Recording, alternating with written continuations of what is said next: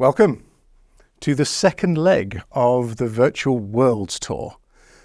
Now, the first leg was this morning in the glamorous and exotic location that is Birmingham, England. And the third leg will probably be in the equally as glamorous location of Coventry, England. But there's a reason why that is. We're presenting to big audiences for businesses who are interested in virtual environments and digital twins. What are they? What's a digital world? How do I create it? How do I use it? Why would I want one? So this presentation is going to introduce some really cool stuff, which will be a whistle-stop tour of virtual worlds. It will then show you how effective are these, what kind of audience comes in there, and then how we build them. So without further ado, I'm going to go here. So a few years ago, we were asked to build a virtual version of a large and well-known exhibition centre, and that eventually wasn't used commercially even during COVID. It's called the VEC, the hint is in the title. Now, this went on to become the world's largest venue for running virtual exhibitions and conferences, and has had several million people through it and a couple of million people a month. So there are 800 live venues on this platform. Now, what this is about is showing you some of those venues. And actually, the digital twin and the virtual version of these doesn't have to be online. It can be on an app. It can be different places that you can access it. And it's really about bridging the gap between physical spaces. So even though the VEC does exist, and we will go and visit some of those spaces, that's not everything this is about. So just to begin with, and to whet your appetite, I'm going to play you a short show reel that's going to show you some of the things we're going to talk about, some of the things we're going to come back and hopefully broaden your mind a little bit about what's possible.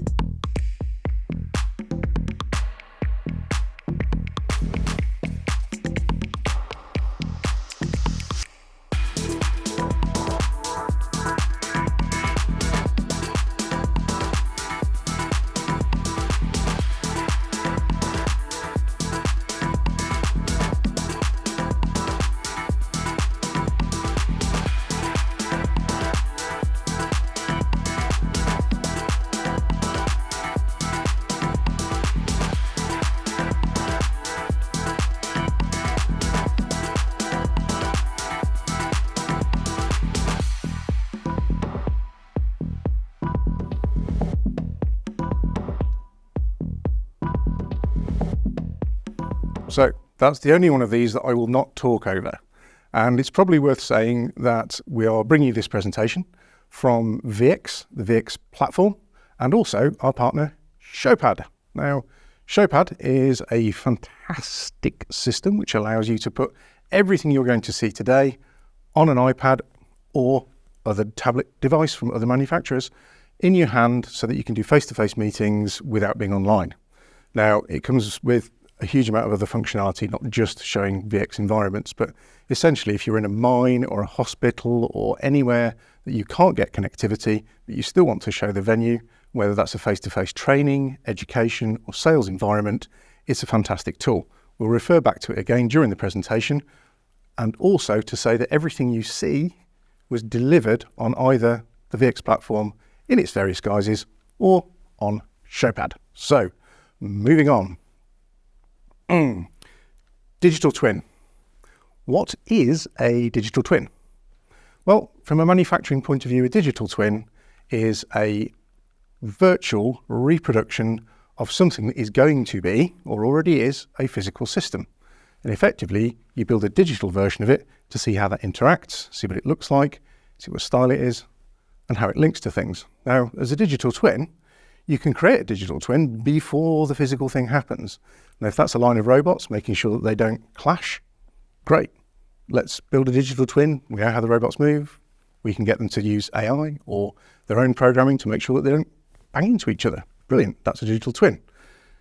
However, from a digital twin point of view, we've built digital twins of things that have existed for a very long time and don't have any kind of electronic or drawings available that we can build things from. We've also built digital twins for things that are yet to be. blocks of flats, buildings, and also many things that probably never will be physically, but kind of don't need to. So here we go, quickly to run through digital twin. Now, digital twin of me. The digital twin of me is an interesting example because really what these environments do is they provide a vehicle for us to put real people inside something that is navigated visually. Odd to say, but digital worlds don't work brilliantly when they're full of digital people. Now we can do digital people with AI. But actually, if you use a real person, this one, which is just a scan of me that's dropped onto a stand, then from that point of view, you're relating directly to the actual person. It also means that you can click on that person and watch a movie. A bit like me now, where I'm actually talking to you and it's actually me. So it's a small thing. This was an exhibition stand. We designed it before we went to an exhibition. The stand itself looks photoreal, as I'm sure you'll agree. Now, the interesting thing about that is that it was photoreal before it became physical. But actually, most of the uses for it are digital because we use this online. It was live for a couple of days at London when we went to Excel to a show, but it's been online for several months. And it's had an awful lot more visitors online than we did in the actual show. But that's the point. From a digital twin point of view, we are linking everything that is concrete and real with a digital twin, because actually digital twins work better when they're working alongside something. Now, there's the digital me again in the audience. This is London Excel. So it's a copy of the show. It includes all of the stands that were at that show. Now, the stand organisers, the show organiser, has had more use out of this digital venue to show people what their show looks like for the other 51 weeks a year that it isn't live. Now, actually, you can walk around it, you can go and visit the stands, you can interact with stuff, you can contact the companies that were there. So everybody who was the show gets another 11 and a half months of exposure before the next one happens the following year. But it's interesting that actually what this did was bring something physical and allow it to be online. So that's a really good example of a digital twin of a thing that actually happened. Now, moving on, this factory we're based in the West Midlands in England. This is just up the road. Now, the MD, or the guy who was in charge of the actual location, found that after they'd built their beautiful new factory, he was spending an awful lot of time showing people around the factory, which was great because it was really entertaining and it got customers in and they became engaged. But after a while, he realised he was spending too much time doing that. So we built a digital version of his factory. It's exactly the same. He then came into the studio here and did what I'm doing and recorded his tour. Now, a year or so on, we've put thousands of people through that tour. And it's also available for people to do training, for more information. They can learn about the business and what it does, and they can do that 24/7. So here's a quick in through the front door of this digital twin. Now, from our point of view, we're going to pop in through the doors and have a quick chat. Let's hear what they've got to say. Welcome to the Eric's Fulfilment Centre of Expertise. I'd like to take you on a tour of our facility. And that's what Andy does. He takes you on a whole tour of the facility. You can go from room to section, and he tells you all about it. So, digital twin exists in reality, and it's another use for it. And for what it cost, it's been incredibly useful for them. So, what happens if we go big? One of the areas where virtual is really, really going to help and really is helping is when you have an environment which is difficult to get to, possibly dangerous, possibly a long way away. So I'm talking about oil rigs or mines and things like that. So this is an open cast mine. It's a copy of one that actually exists. However, this doesn't exist exactly as this is. We've recreated it. But what we've done is this is inspired by a location, but it's hyper-real. And then after we've been around here, then we're going to ask the question, I've created my environment, what exactly am I going to use this huge environment that we've created for?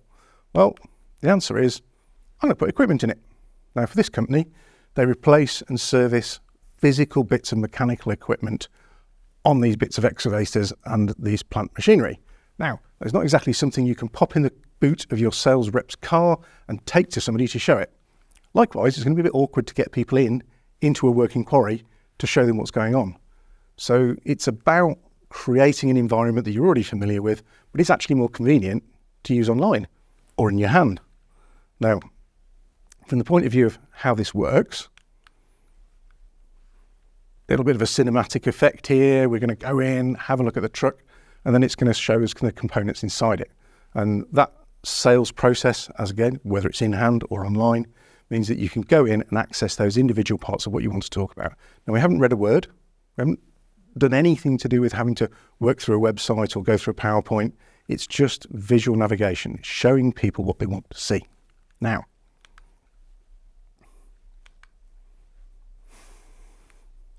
that was big. Let's talk small. So from a digital twin point of the world, small can be very beautiful. Now, this is a digital twin of an exhibition stand. It's a little bit like the one that I was starring on earlier, but it's probably got 20 odd products on it. It is not fantastically complicated. It wasn't fantastically complicated to build. What happened though was this company has lots of really good locations around the world. A lot of them don't have all the products on display. And for a lot of their regions, they don't have really any of the products on display physically. So what happened was they started using this to show people the product range. And lots of territories all around the world cottoned onto it and went, hey, this is our complete range. It's really interactive. We can go and have a walk around. So they put it on the bottom of their emailers. They put it on their website. They put it in their production. They actually put it on a live exhibition stand so that you can interact with it when the stand isn't quite this big, because there's some big motors on there. Now, really straightforward to navigate, dead easy to do. Costs probably what, 5,000 UK, $6,000, 7,000 euros, something like that. Now, what's really interesting about this stand, and from a digital twin point of view, is we go from small to big. And I apologise in advance, I'm going to use this slide quite a few times. Now, there's one number on here that really stands out. This is the back end to the VX platform. So what we do is we look at all of the hotspots, which are the things that you interact with when you go into the stand. And we can tell you which ones are not very popular and which ones are very popular. Really good information. This is where we start to build up metrics about your audience and where digital twins kick in. And I've got another anecdote in a moment I'll tell you about. But countries from all the way around the world, so we can access everywhere. We can give you a kind of world map to show you where from. The big number, 30,465 individual visits to that stand. Now, if you were going to say, hey, digital twins, not really into it, not really my thing, and I was going to say, well, we can put 30,000 people through something that cost a few thousand to produce, and everybody's going to learn from it, they're going to move on, turn into sales leads, educate themselves, you'd be amazed. Now, it's happened again and again and again.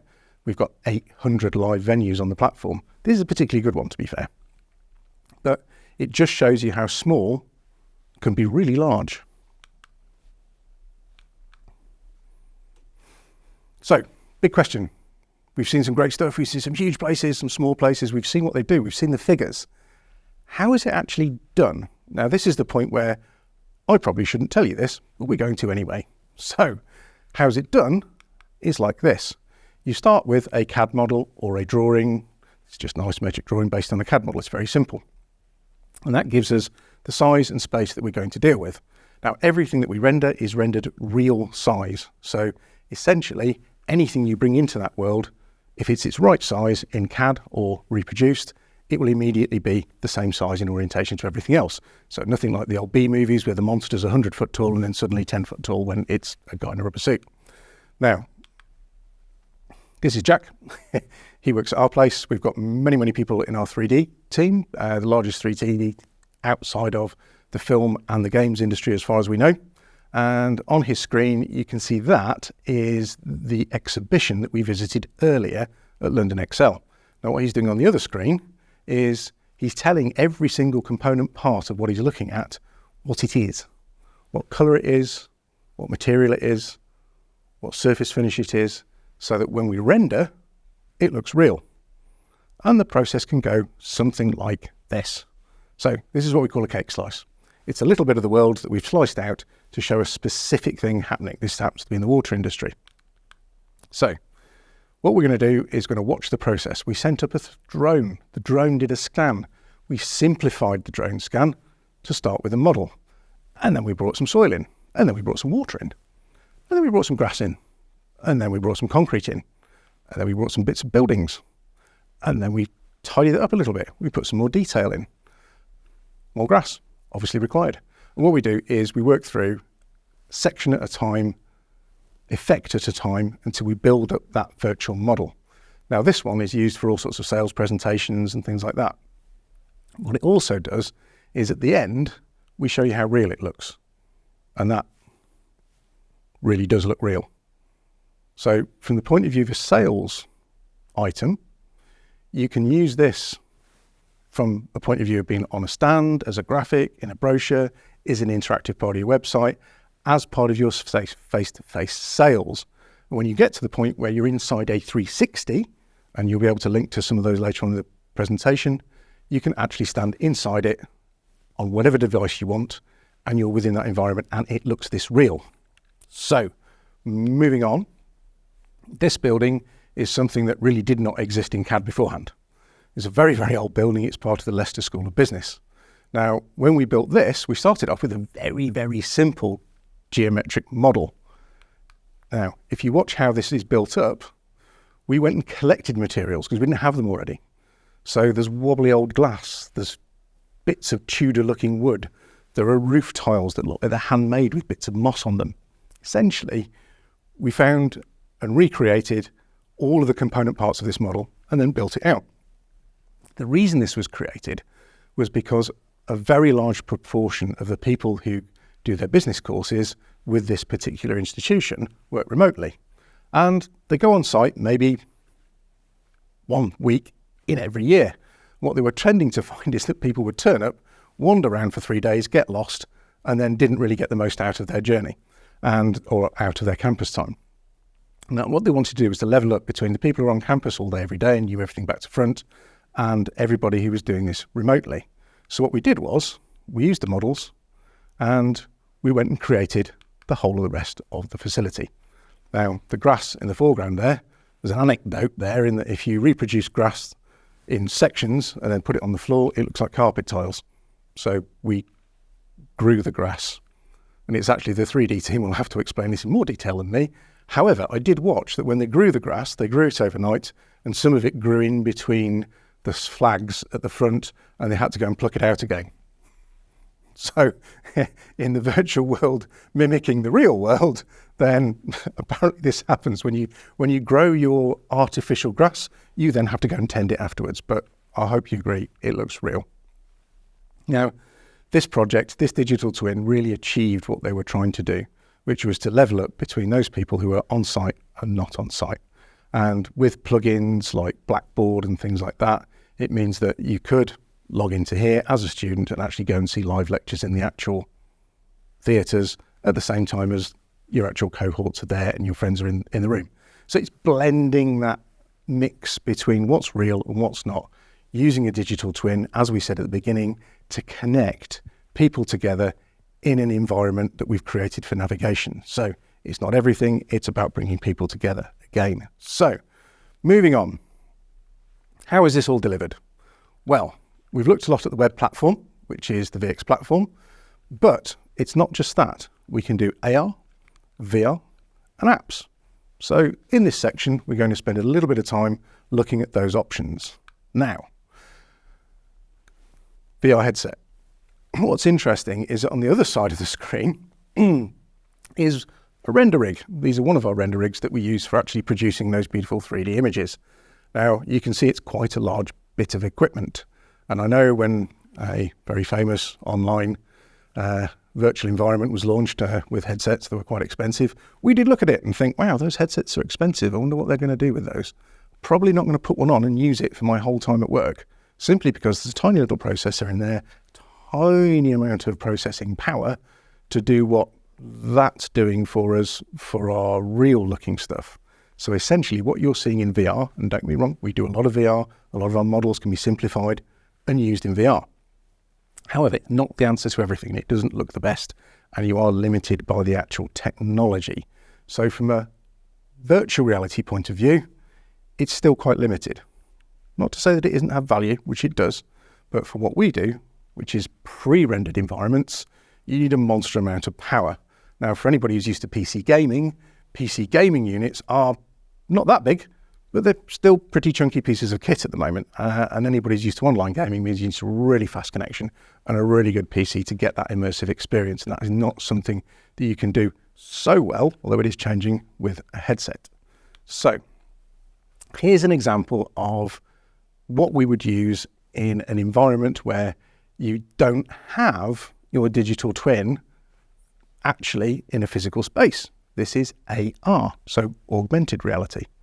So I'll have a quick watch of this. Now, this company had a factory space. They knew what they wanted to do there, and they asked us to organise an event so that all of their stakeholders just come in and actually see what was going to be there, because they were people who were going to invest, they were going to be customers, they were going to get involved in this project.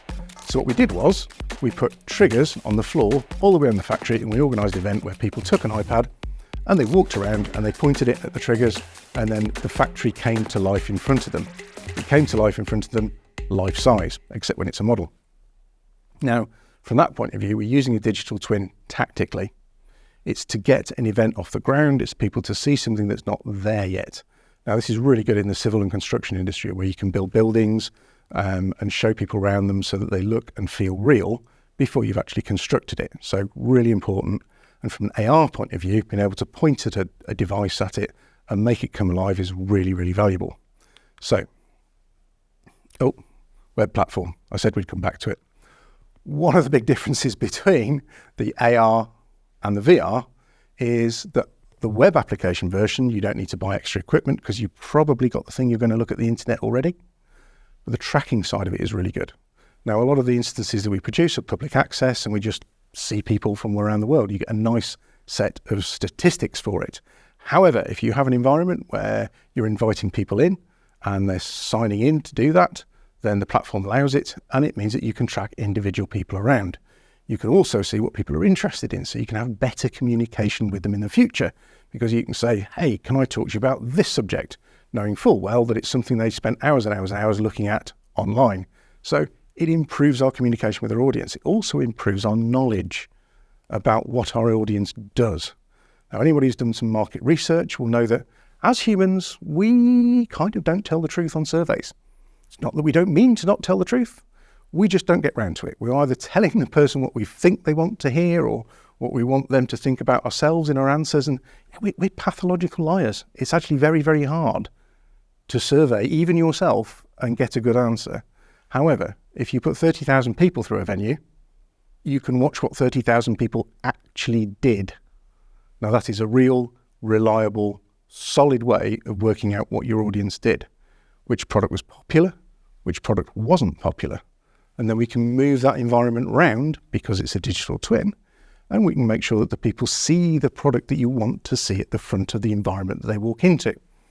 Now, if we put it at the front and nobody looks at it or interacts with it or very briefly, you probably know that the product or service isn't right for that audience. So again, you're learning about your audience, what their preferences are, what their interest is, and you can use that information to make proper business decisions about moving forwards. The lovely thing about it is that you don't have to organise one event. You can do physical events and do a digital twin. If you do it online, you can do it 24/7. So you can build your data up all year round. Also, it's worth mentioning that in terms of when you promote and when you use a digital twin, your instinct is to kind of, especially if it's business to business, to do that during the working day. However, that would be a mistake, because doing it during the working day is when you're busy doing your job and you're actually not researching things. Now, if you're at home in the evening, your other half has just put on period drama, or if it's the other way around, they've started watching the F1, then it means that you're probably going to switch off and you're going to open your device and start looking at things. Now, what you actually do then is you start researching things that are interesting to you. Now, that might be interesting to you privately. Quite often, it's what you're interested in professionally. So what we see is that the audiences build with an early evening, and then they actually carry on. There's a lot of people at night who are interacting with these things. So what we're doing is we're putting the information in front of people on demand to suit them. We're not forcing them to come to the event. You have an event, which is brilliant. Let's go to that. That suits me. But let's not make the online audience the poor cousin. Let's make sure that everyone has an equal access to this information. And accessibility is an important thing because effectively lots of people can't afford to travel, to get on a plane, to go to an event that you'd really love to go to. Now, what happens if you can afford and you would like to be there and you do? But then you have the option. You can go online and have a pretty good experience of what's happening online. Anyone who's a stakeholder or an exhibitor or somebody who's putting that on who wants to educate an audience is going to be really pleased that you're there because they want you to have the information that's there. So actually, you don't care whether somebody's in the room or online. Both's good. So let's use digital twins to get that balance right.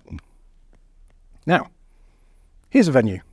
You might notice I'm in the venue again, and I'm wearing the same clothes as I am now, which clearly means it happened today. Well, yeah, maybe not. So when this is environment, you can see that there's lots and lots and lots of things you interact with. So you can have maps, you can do networking, you can drill into documents, you can look at agendas, you can watch videos and get help and look at social walls and play games. And as an awful lot of stuff you would be able to do physically, one or two things physically you can't hear, can't really buy you a drink, can't shake your hand. I probably could buy you a drink, but you'd have to go and get it from somewhere else. But what we can do is to make up for the stuff that works really well online. So social interactions, social media, feeds, reading and taking in information. A little bit like you are hopefully doing now, watching me talking to you about this subject. It's far more convenient to listen to somebody tell you about it than it is to go find it on a website and read through it and read, and maybe you'll find the information you're in after. So the flexibility of digital twins is really good when they're online or on, as we said, Showpad. So moving on, and there's the segue into this environment we built, and it's used by a company again who is maintaining equipment that is kind of difficult and tricky to get to and expensive. So from the point of view of a salesperson, I don't really want to have to climb one of these every single time I want to show everybody inside it. However, I might not have a connection. So when I'm putting this on a device, I'm going to use VX Native on Showpad. So excellent interaction, excellent use of a digital twin. So moving on. Sustainability. We have to talk sustainability. Oh, sorry, wait a minute. Sustainability. We have to talk sustainability. It's, joking aside, of course, it is very, very, very important. Now, when we produce these virtual environments, the building that we work in is solar powered. Lucky us. Also, the servers that we use to serve it are green offset. The really interesting thing, though, is that we did an event. And we did an event for a company who used to do the event physically. Now, we decided we would do it physically, and then we would do it digitally. And then we would look at the audience, and we would look at the carbon footprint. So what we did was we built the Sustainability Park. Now, this is located at the VEC. Now, if you've been watching since the start, you'll remember that's the Virtual Exhibition Centre. And it's the world's first, I believe, only fully digitally 3D interactive, fully sustainable exhibition and event space. Now, we ran the conference there. It ran over 24 hours, and it took in the Americas and Europe and Australasia.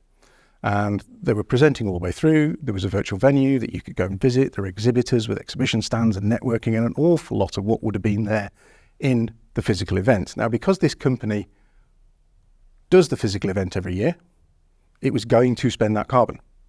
Now, it's interesting that the actual place where we did this was great. And it was about 1% of the carbon because you aren't buying carpet and creating exhibition stands and lighting and heating and throwing all that away afterwards.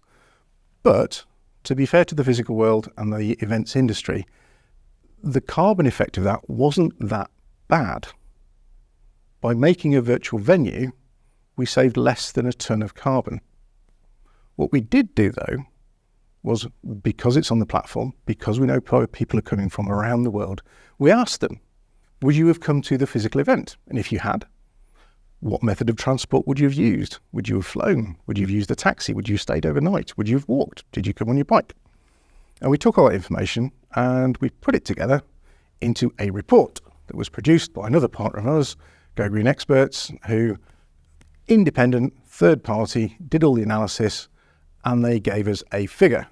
How much carbon actually was saved from doing that event online? And it was 100 tons. So 100 metric tons of carbon was saved simply on the travel by people staying where they were, at home or at work, and interacting over that 24-hour period from wherever they were in the world. Now, that audience was high value, they were time poor, and they were geographically very spread out. So this is the audience that works for a digital twin. Now, what we'll do next time is hybrid. We will have a few hundred people in a room, somewhere in the Americas, somewhere in Europe, and somewhere in Australasia. What we'll also do, though, is to have several thousand people coming online. Now, that means we are still giving that carbon back. We are saving that 100 metric tons of carbon by reducing the travel overall to that event for the scale that it is delivered. So, while we do want to save the world, we only have one planet. Genuinely, we've got to look after it. Also, we can make money and be more effective at what we do by being more sustainable. So, audience. It's another really obvious one. An audience online is not the same as audience in the room. We've already established that it's easier, it's less expensive to get people in the room.